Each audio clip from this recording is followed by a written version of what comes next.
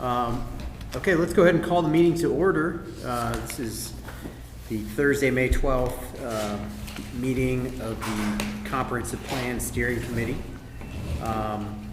We've got, first thing we're going to do is look at today's agenda. Did you want to go over that, Elena? Yeah, I'll go over it. So today we're going to start off with just a recap of what we went over at our last meeting in April. And then DTJ, they remoted in, joined us this afternoon to give an overview of a meeting in a box, which is just one of the engagement tools that we're going to be utilizing during this comprehensive plan process. They're going to give you an idea of how those meetings are facilitated and then allow any Q&A afterwards. And then we're going to go over some upcoming meetings this summer. So with that, I can go ahead and get into it. Ken, if you're ready. So at our last meeting, we went over the community contacts that we've been building with the Personas mural that DTJ has built. And we've actually made a lot of headway in finalizing that with phone numbers, emails. A lot of you guys have sent me information. And so it was just a review of the community contacts that have been collected so far. And that link is still live, so you can still go in there and take a look and add and update as you wish. It's a living document. And then we talked about the planning library. So we had a donation from one of our residents, Mr. Matt Moore, to purchase some books specifically related to downtown and comprehensive planning. And Mr. Moore's request was that the DTJ team select those books. And so those have been purchased, and they are in the library ready for checkout. We also went over the neighborhood unit exercise. So this is an active exercise that you guys did with DTJ when they were here in February, where we drew on the maps and kind of delineated identifiable areas and neighborhoods within the city. And so they'd like our help kind of identifying the character of those areas, what makes those areas different and separate from the others. And so we built a online tool for you to capture photos that kind of depict and reflect the character, the good and the bad. And so that way we'll use that to further delineate and characterize these neighborhoods for further study, and then some of these areas may be recommended for additional small area plans, and so on and so forth. And so we're in the process of that. We still have a few more weeks, and I'll be staying after the meeting if anyone wants to stay who wasn't in attendance last time to go over that, if anyone has any questions about what they've done so far. And so feel free to stay after the meeting, and I'll help you guys out with that.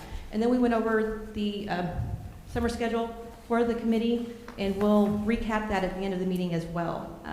So with that, I'm going to hand it over to Brisa and Ryan with Civic Brand. Like I said, they're going to go over this meeting in a box training, which will include a sneak peek at the new website and the branding, and they'll go over that with you guys. And then there'll be an opportunity to ask questions, and we'll go from there. So Ryan, I'm going to turn it over, unless Ken, do you have anything additional? And just to remind everyone, we've got coffee and water in the back. Feel free to take breaks as needed while we listen to the presentation from Civic Brand. Awesome, Right. Thanks, Elena. Yeah, so I'm going to turn it over to, or go ahead, will somebody else there have something first? No, I think we're good. Okay, so I'm going to kick it over to Brisa in just a second. She's going to update you guys not only on Meeting in a Box, but show you where we landed on the project branding, give you an update on that. We've worked with that with obviously the feedback we got from your committee, the downtown committee. We've been working with staff, and that's going to be rolling out here very soon as the project website is going to be launching very likely next week.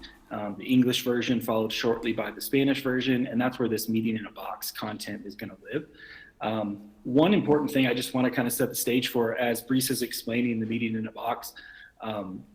First, I'm really excited about the Meeting in a Box because I think it really gives us an opportunity to take the engagement that much further than what the consultants could do on our own, further than what the committees can do on their own, and further than what staff could do on their own. And it really lets this thing scale. It lets anybody host a meeting. And so Brisa is going to explain that, but I think that's an important thing to keep in mind, that pretty much any feedback and information we get from this Meeting in a Box, it's almost all icing on the cake. It's all extra added content that we probably otherwise wouldn't have gotten. And it's important to know too that because so many different people are going to be able to run these Meeting in a Box, they're all going to look a little bit different, whether that's, a group of 5 senior citizens or a group of college students at a sorority, doing it. It's going to look different. And that's okay. And that's great. And so I'm excited about it. And so Brisa, I'll let you kick it off and kind of show them the branding and what we got for Meeting in a Box. Cool. Thanks, Ryan. All right, let me get my screen share going, and first we'll go over the branding. Let me know when y'all can see that. We can see it. Yep. Okay, cool. I know it took a little bit of time yesterday. Okay, so, as Ryan said, last time we were there, we showed you some of those initial branding ideas. We got your feedback. We got the feedback of the downtown committee as well. And we worked with the city to then kind of take all of that feedback in and finalize what is the project brand. And so this is what we have landed on, what we're moving forward with. It's NAC Together. It is similar to a concept you saw back in February, but we heard a lot of feedback about pulling in the more Texas elements as opposed to, we had kind of an icon set of trees before.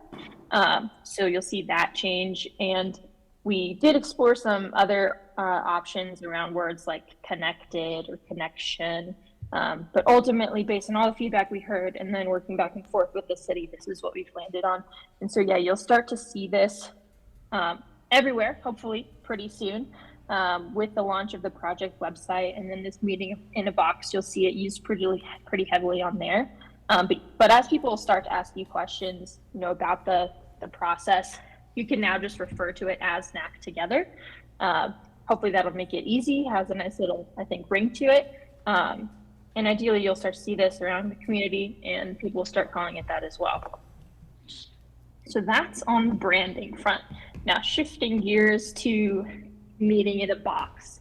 So like Ryan said, this is, a way for basically any group of people in the community to hold their own meeting. And so that could be book clubs, HOAs, just a group of friends, whatever it might be. And they could look very formal and be in a room like y'all are today. Or it could be, yesterday we showed this to the downtown group at their meeting, and someone mentioned they might hold like a backyard barbecue and do this there.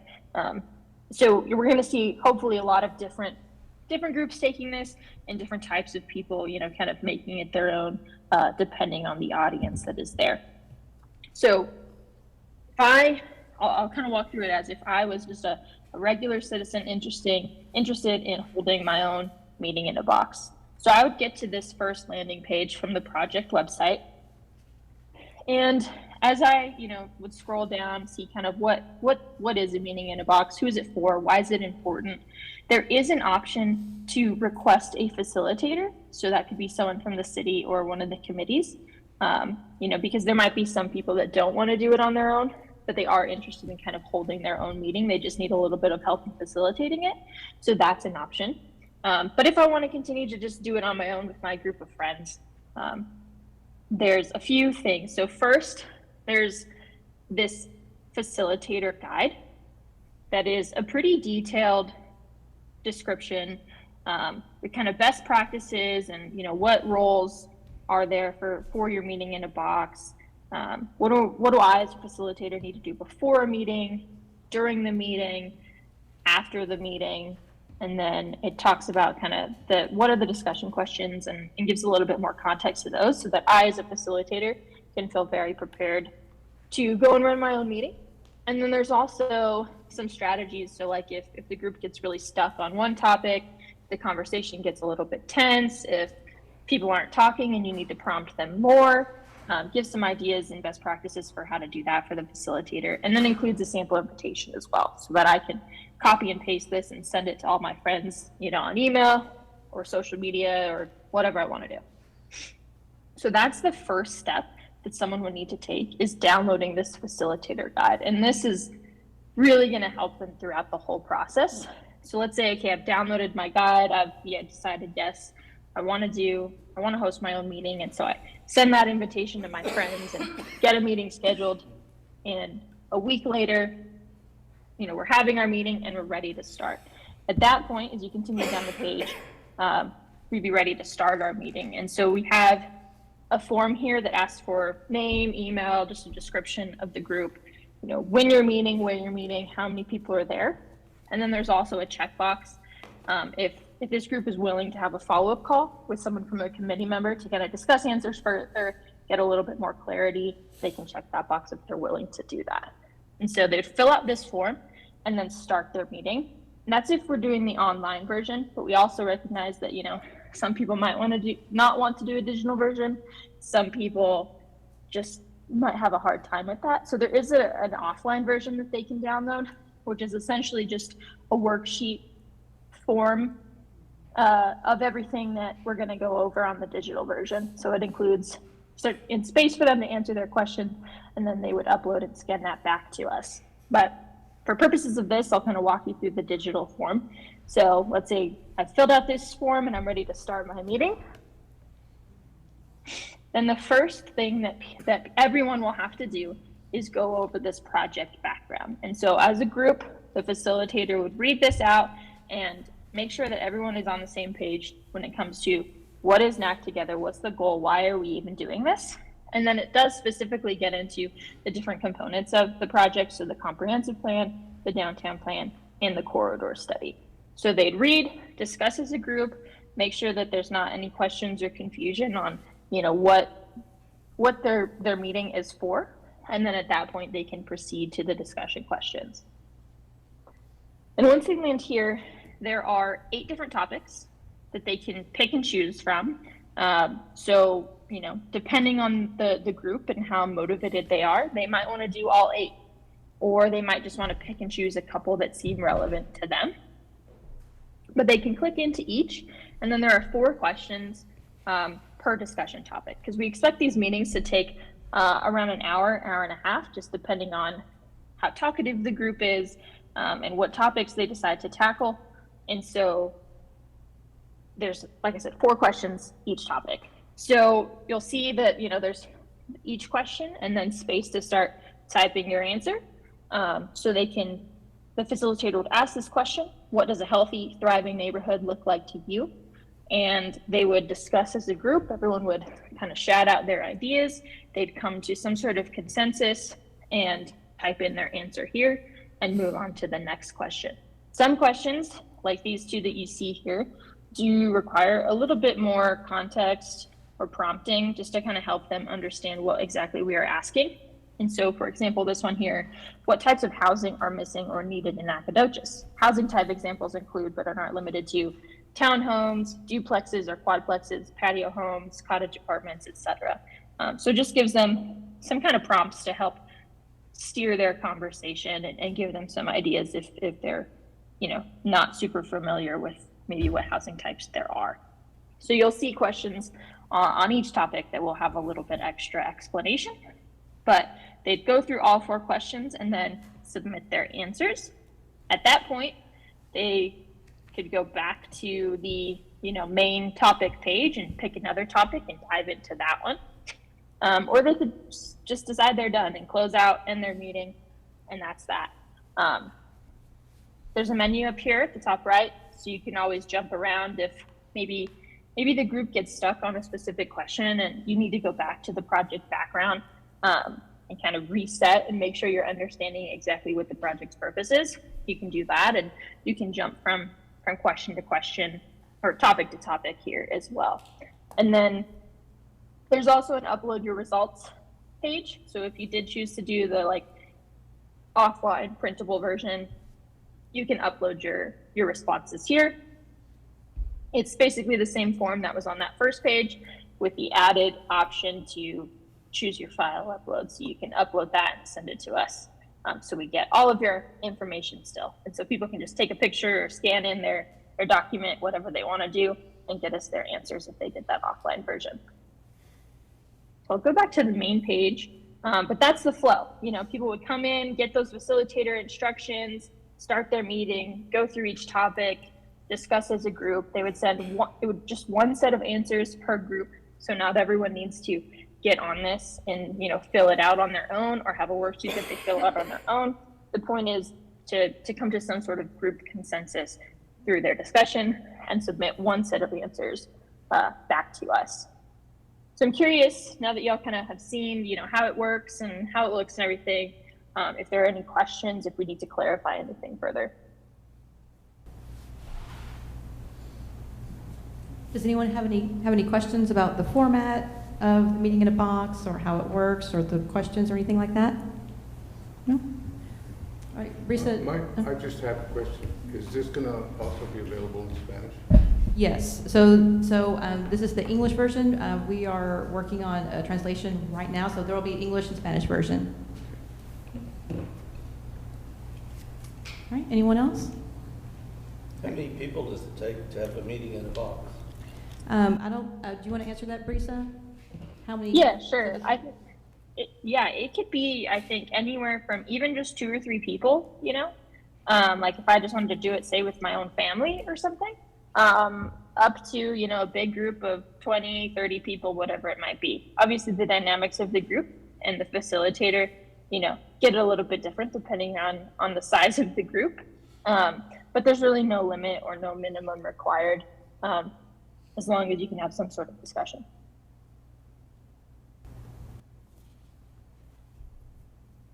Anyone else? All right, Brisa, I think that's all the questions we had. Awesome. Well, great. Y'all made it easy on us. So yeah, this will be launching pretty shortly, along with the English version of the project website. We're just putting some last few, you know, finishing touches on it. But keep an eye out because this will be ready very soon. What will the time frame be for the meetings? Brisa, the question was the time frame for the meetings. I think you said it's expected that they could take anywhere from 30 minutes to an hour. But on the calendar, like what months or dates or?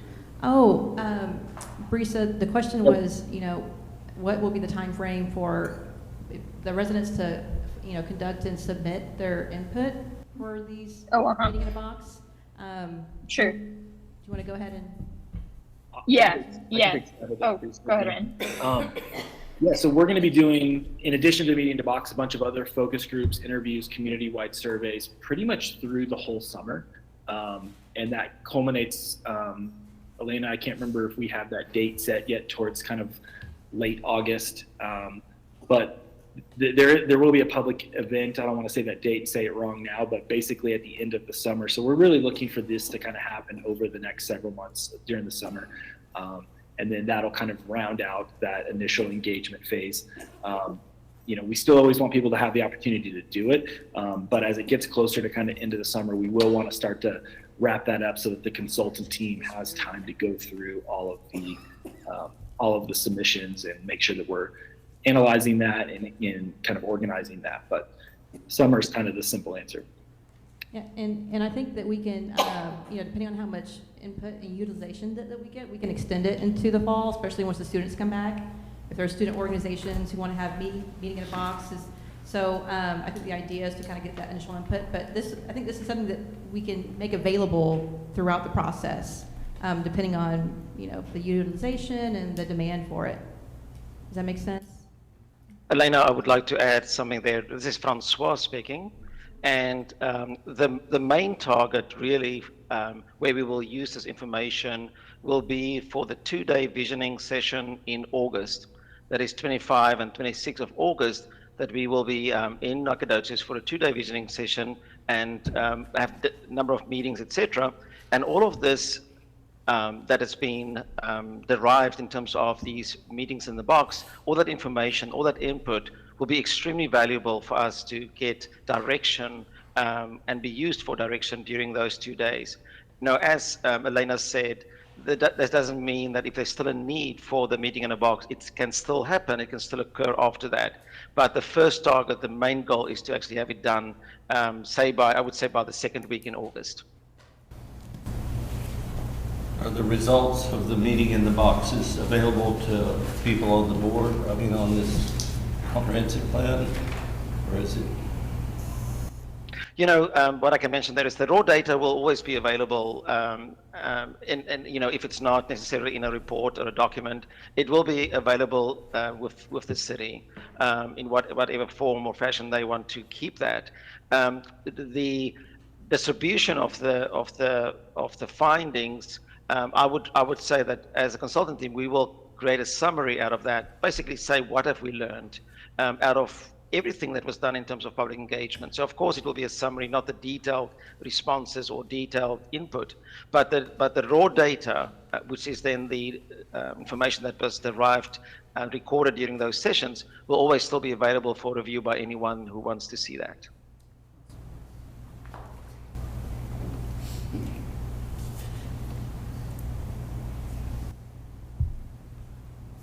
And something else I would like to also add as a thought, and that is that I believe these meetings in a box are really, really very, very valuable, because that provides the opportunity for us to hear from people that you typically do not hear from.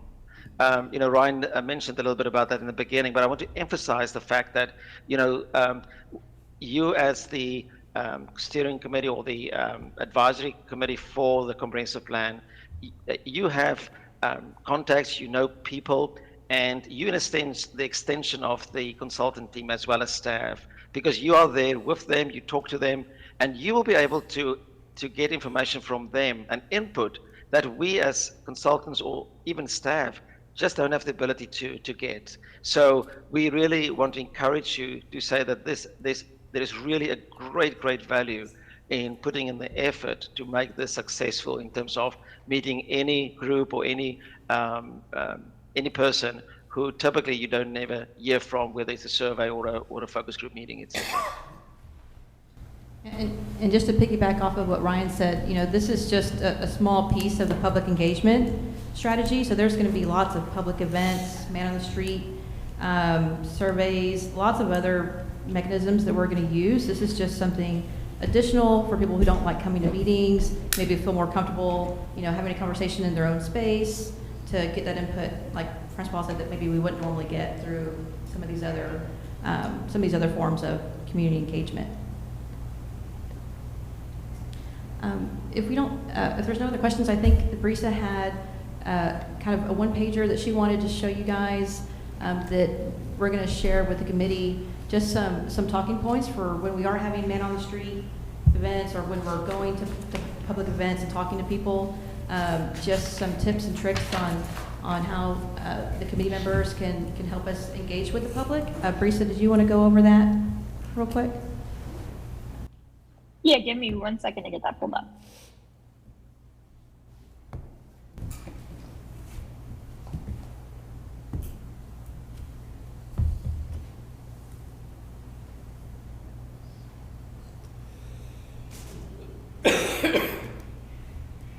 Okay, let me share my screen again.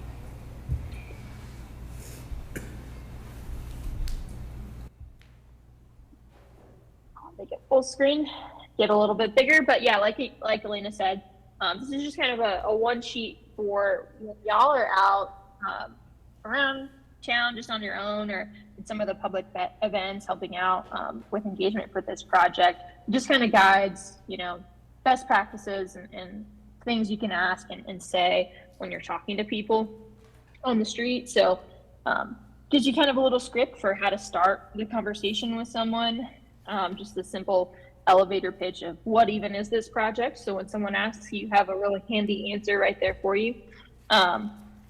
We'll likely get some kind of project website survey cards and things like that, other handouts that you can hand to them. The biggest thing that I would stress when you're talking to people is to make sure that they know about the project website and that there's going to be surveys on there and they can put their email in and sign up for notifications so that they can learn about when the next public event is, or, we're looking for people for focus groups, things like that. If you can get them to do, even if they don't want to have a conversation with you right then and there, if you can just get them to go to the website and put their email in, I think that's a win. And then it gives some sample questions. You might ask them if you are having a conversation or just feel like, what do you love about Nacogdoches or downtown? If you could change one thing, add one thing, what would it be? Describe your ideal version of Nacogdoches. Just open-ended stuff to keep the conversation going and get kind of big picture vision stuff, which is, I think, better for these kind of off-the-cuff engagements. And then there are also some answers to the potential questions that you might get from them. So if people ask, how long is this going to take? Or what do I do if I have an idea? How do I, tell people about it? That kind of thing. And then lastly, we have once the project website launches, there will be a page with a form where you can submit kind of just a short summary of what you learned during those conversations. So, you know, at different community events or whatever, you can have several conversations. If you're taking notes along the way, just on your phone or mentally, however you think, just of the key things, there'll be a way for you to submit that information to us.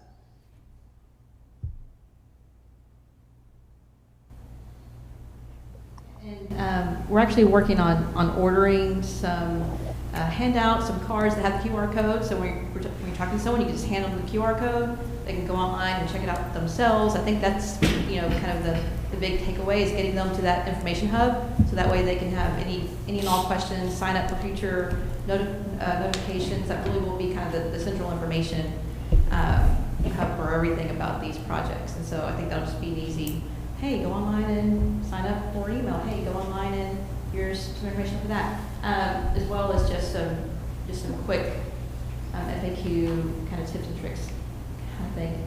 Thank you, Risa. Did anyone have any questions about that? So these are things that we can use at the Blueberry Festival, things that we can use when we're attending other community events like the Cultural Arts Festival, and we're, you know, kind of meeting people where they are. Or if you're just out on the street at the grocery store and someone walks up and asks you a question, you know, just some quick how-tos and answers to common questions you might get. I've got a question. Is the website going to be fully functional on like an iPad or phone? Yes. Yep. Yeah. Okay. Yeah, it's fully responsive for all devices. It'll be in English and Spanish. The Spanish version will follow the English version, you know, a little bit behind, as far as getting that part published. And then one just important thing, and Brees has already kind of mentioned it, but just to elaborate on it, the website on day one is going to be pretty basic. You know, it's going to be an overview of the project, why they should get involved, kind of a timeline, the team. But as this project progresses, there's going to constantly be content added to that, whether that's, you know, survey results, you know, other surveys to take. And so that's why we really want people to put their email in so that they can kind of constantly come back to it. But yeah, fully responsive for all devices. If you do notice anything where it does look weird on a certain device or anything like that, you can definitely shoot me or Brisa an email, and we'll be on top of it. It's fully tested and should look great on everything. Thanks. Any other questions for Brisa and Ryan? No? All right. Thanks, guys. If you guys want to stay on, we're going to go over some future meeting stuff. So, Matt, if you don't mind going back to the PowerPoint. So, just wanted to recap with some dates to remember. So our next meeting is going to be in June 9th, and that's where DTJ, they'll be remoting it again to give an overview of the existing conditions report.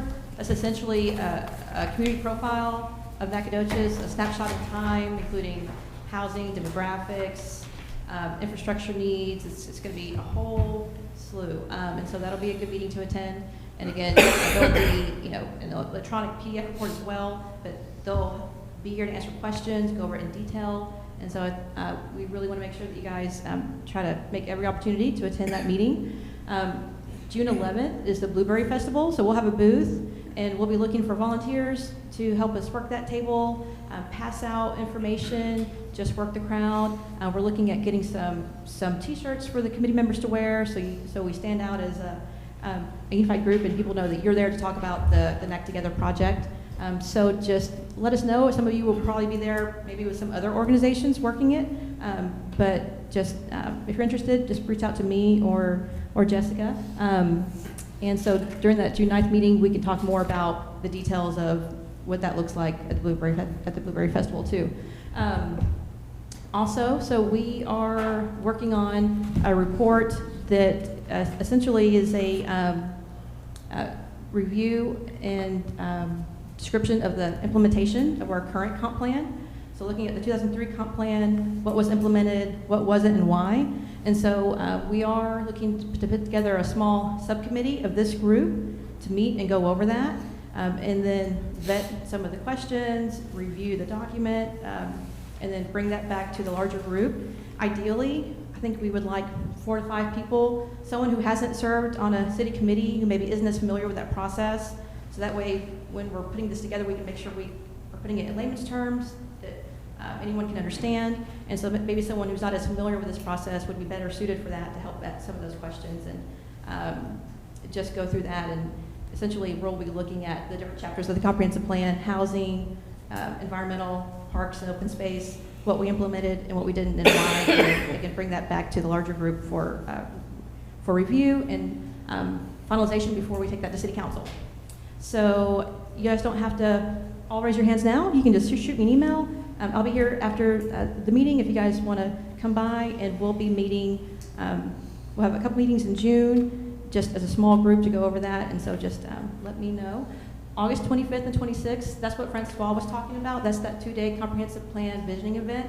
That's that large community-wide event where we're going to invite the public to come out and talk to us about the project. We'll have a lot of different topics that we're going to go over. And so as we get closer to that date, we'll have more details to come. So you guys try to make sure that you're available for those days. And then the downtown plan visioning event will be September 26th and 27th. And so again, I'll send out a copy of the PowerPoint. You actually have a printed copy at your place. So just make sure you guys say the date for those. And does anyone have any questions about these dates or the subcommittee that I talked about? No? All right, Ken? Do we know, we don't have a confirmed date on when the Meeting in the Box website's going to go? No, not yet, but as soon as we do, we'll push that out to the group. Okay. And so in July, we won't be having a formal committee meeting, but we'll have some smaller subcommittee meetings between now and then. So, all right. That's all that I have. Ken, does anyone? Any other comments or questions from anyone? And just FYI, thank you for those who have responded on the online survey. We've already gotten a lot of response. You guys are taking great pictures. We've gotten some great feedback. It looks like everything's working. We haven't had any technical hiccups so far. And I'll be staying after for a little bit in case anyone has any questions about that. Okay. Thank you. Well, if nobody's got anything else, I think we're adjourned. Thank you.